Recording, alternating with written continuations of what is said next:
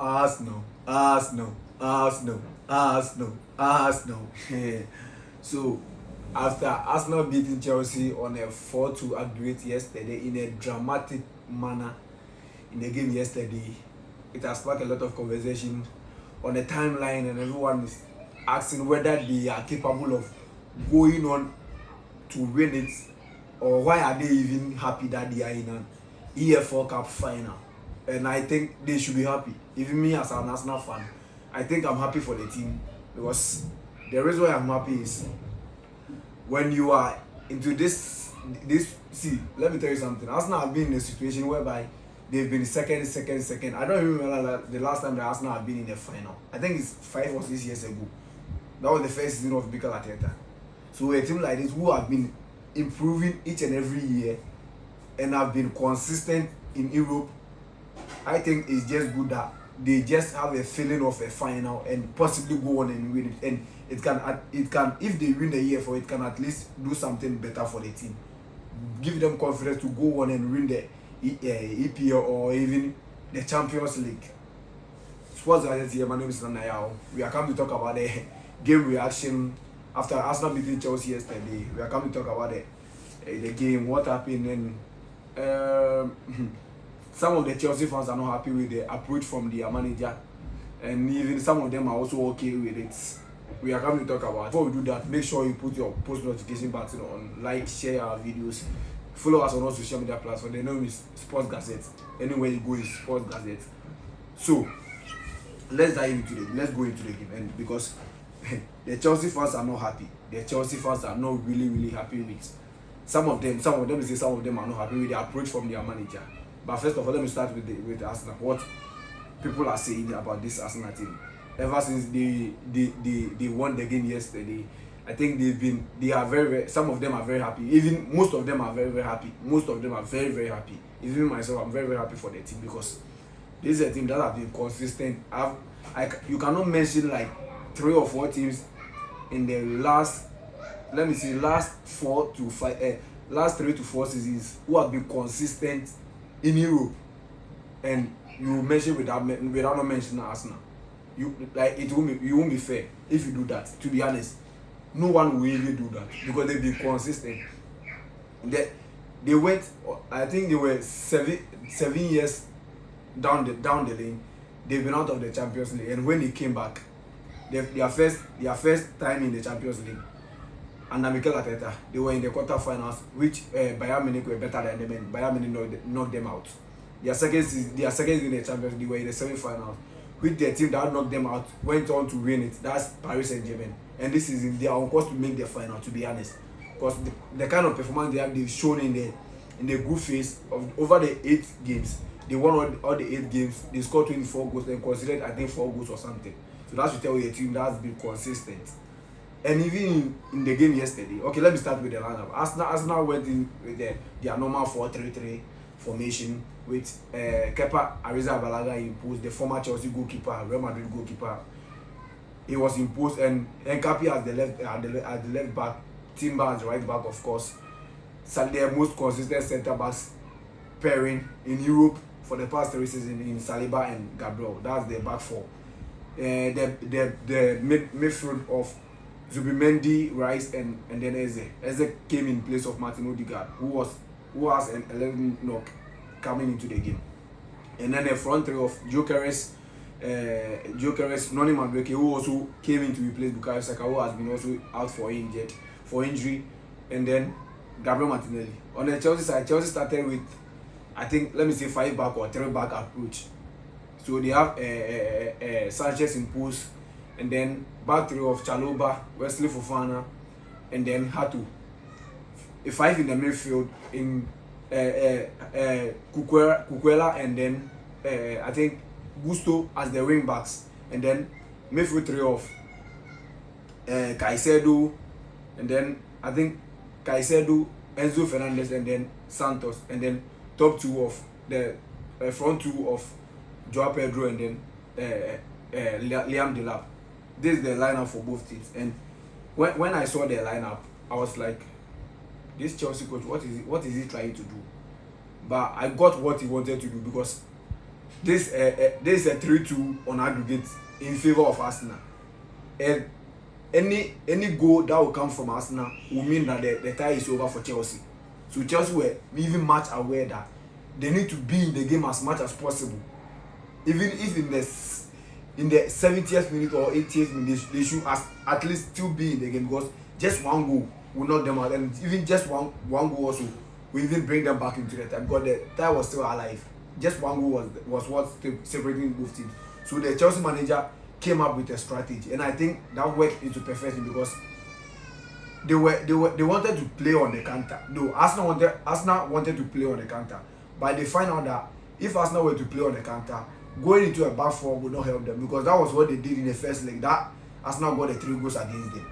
So the coach went in a back 3 when they are defending, a back 3 when they are on the offensive side, and back 5 when they are defending. So you can see in the first half the game was very, very cagey. No team wanted to risk anything or something, wanted to like do anything. Chelsea were waiting for their moment to come.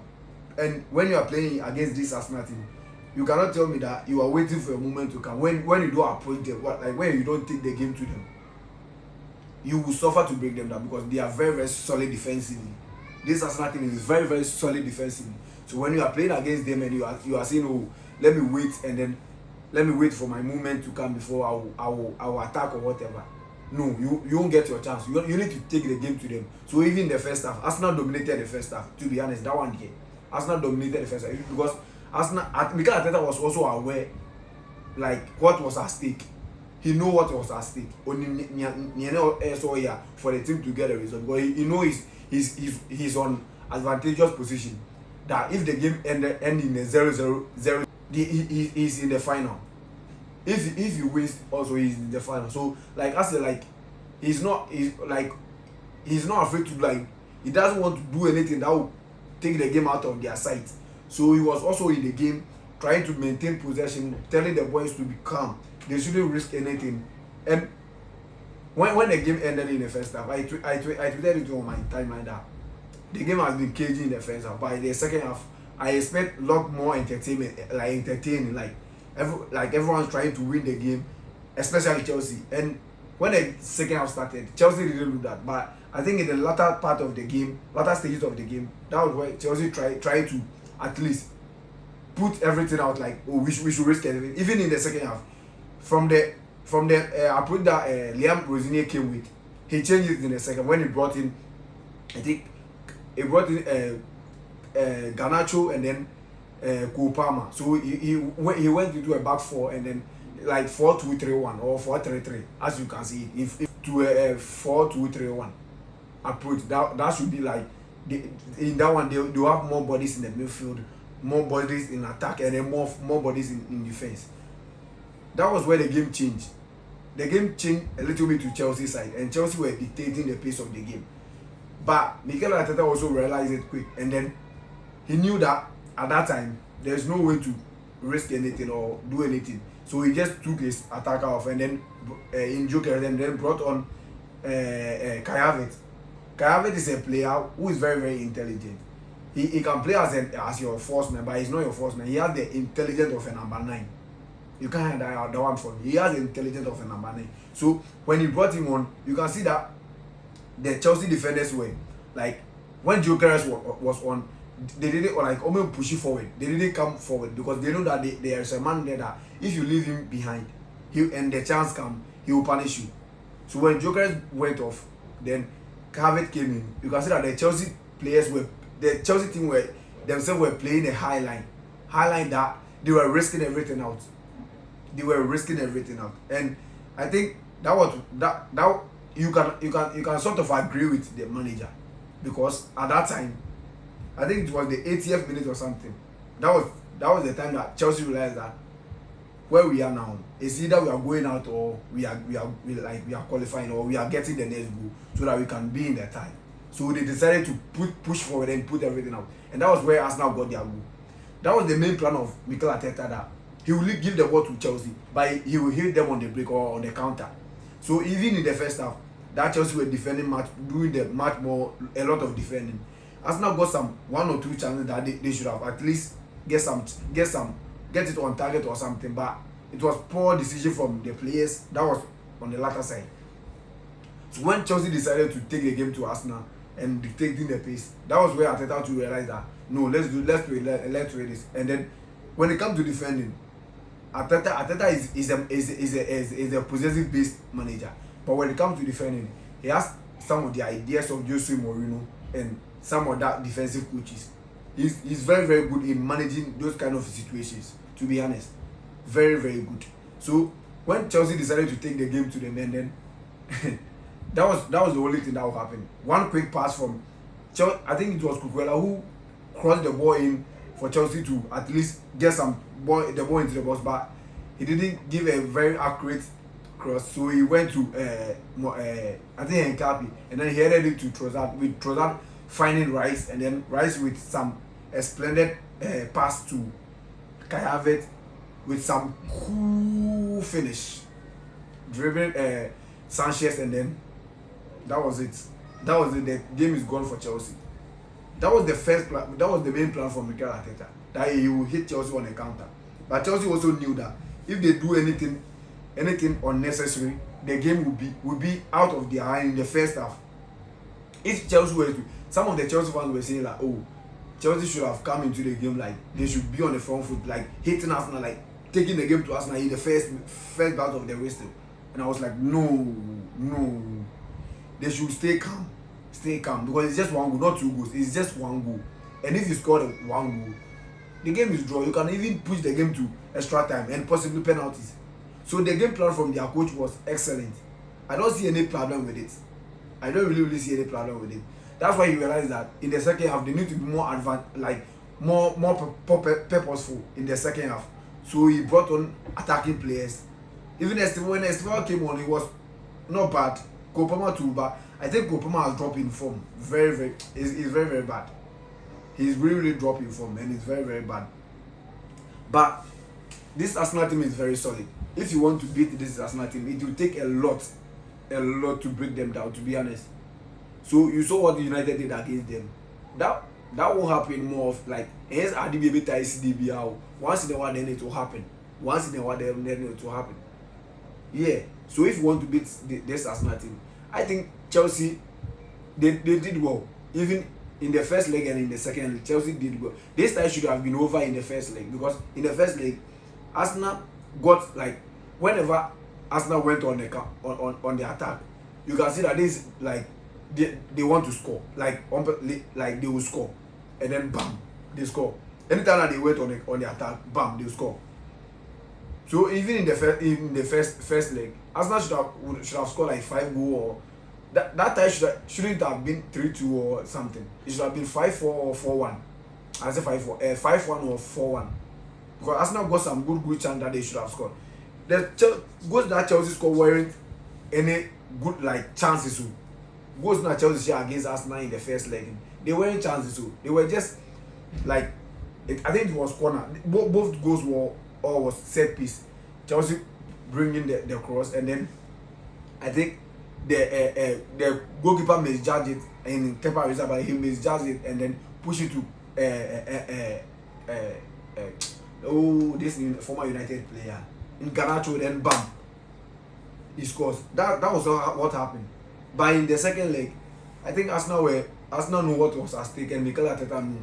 So congrats to the team. I think this is the first time Arsenal are into a final in a cup, even though it's not that a major trophy, but at least these are the when you win this kind of trophy, it at least give you some confidence, some momentum that we can go on and do this, because this has been a team that I think they've gone trophyless for the past 5 seasons. Ever since Arteta won the FA Cup and then the 2 Community Shield, they've not won any trophy again in the last 5 years. They've not won any trophy again. So if they go on and win this EFL Cup, to be honest, it will be over. If they win the EFL, whether it's against Manchester City or who are in advantageous position already because they won 2-0 in the first leg against Newcastle, but as we are talking now, I think their lineups are out. They are playing the second leg this season, but I'm sure Manchester City will be in the final because Newcastle themselves are not performing very well, And even though City are also not performing very bad, but they have 2 goals lead already, so there's no need to panic or something. So I think Newcastle, City will face Arsenal, and if Arsenal win against Manchester City, it's not only about the trophy. Psychologically, they've beaten Manchester City, and even like mentally too, they've beat Manchester City. So it's like 4 things at a go. If they win the EFL against Manchester City, 1, they've cleared that one out. 2, mentally they've have the confidence that we can beat this Manchester City team. Psychologically, they've done that one too. And even if they beat Manchester City, the EPL is over, because they will now have the belief that no, this team we can beat them. So like there's no need to panic. So let's just do our thing. We will win the EPL. So when people are saying, oh, Arsenal because of the EFL, Arsenal are happy. No, this is a team that has been the last 5 years, they've not been into any final. They've been consistent for the past 5 years, but they've not been into any final. So if they are first time they are going into a final, no, they should be happy for it. They are in the 4 competitions already. All the 4 competitions they are in already. They are on top of the EPL with a 6-point lead over Manchester City. They are in the EFL Cup final, but it's against Manchester City. And then the Champions League group phase, they are done. They won all their games and they top their group with 8 games win on the row. And then they are in the FA Cup. Possibly, if they win the EFL, possibly they can go on a win treble or quadruple. Because as we are talking now, if they win the EFL and then possibly win because the EPL they will finish the EPL before we play the Champions League final. So if they win the EPL, come on, they will go all out and win the Champions League, to be honest. So I think it was very, very good game. Even though the first half was a little bit boring, because as a football fan, when watching the game, you just want at least to see some goals. The noise, and then the against over. Yesterday's game, in the first half, even in the first half and the second half, you won't have any point to say, oh, nah, this game, no, Chelsea, this player should have did this. No, it was cagey, and both managers know what was at stake, so they were playing with carefulness.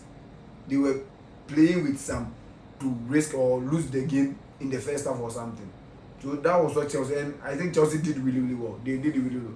Liam Rosinia, I think he's played 8 games when after he signed for Chelsea. He came in Chelsea, and he's won, is it 8 or 9, something like that. He's won 7 or 6 from it, and the 2 losses from it is all from Chelsea, all from Arsenal.